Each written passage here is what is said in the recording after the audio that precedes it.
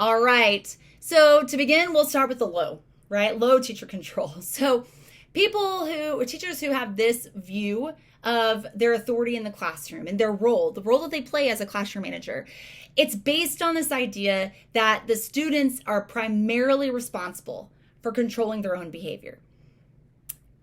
I will say this can be really, really hard for teachers, right? It's really hard, especially if you're a tested subject, because you're like, that kid at the end of the year when they take their state test, it's my name that's on there as their instructor, not I believe in low teacher control and they taught themselves, right? So it's really, really hard. But low teacher control isn't about just saying you teach it to yourself, take care of your own behavior, right? No, what it is this idea that I, as a teacher, create a classroom environment with expectations and with procedures that are put into place. And my students know what is expected of them at all times.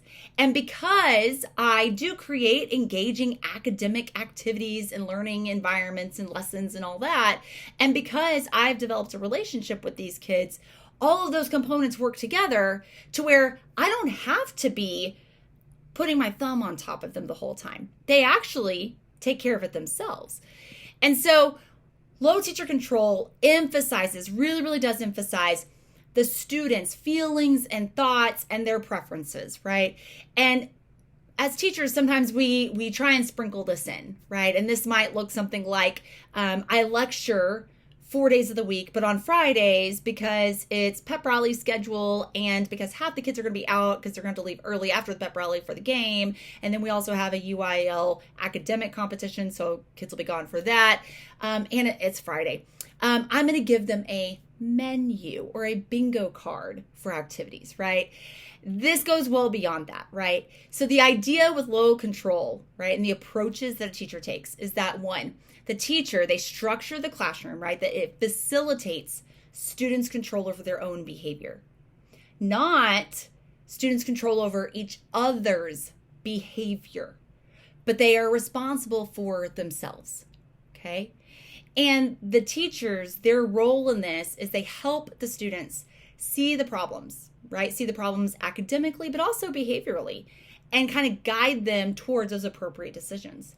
So this could look like a student comes in and they have an issue with another student in the class, right? And there are great solutions out there, such as restorative circles, right? And even just like peer mentoring or just talking to the teacher, right? Giving the students solutions and saying like, hey, there's this issue that you're having. What options are there? And because it's your life and this impacts you directly, what would you want to do? Which path do you want to take? That's the least intrusive to the learning environment for you and for everybody else. Teachers who have low control in the classroom, what we see with the students is that there's a really high degree of autonomy when addressing problems. And so this will be, when you see this in the classroom, this will be students who are they self-manage.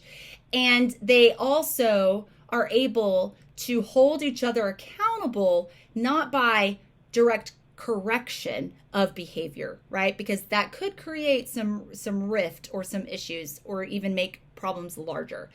But because the majority of the students are meeting expectations and handling things themselves, it does put that peer pressure on other students to kind of go along with the flow, right?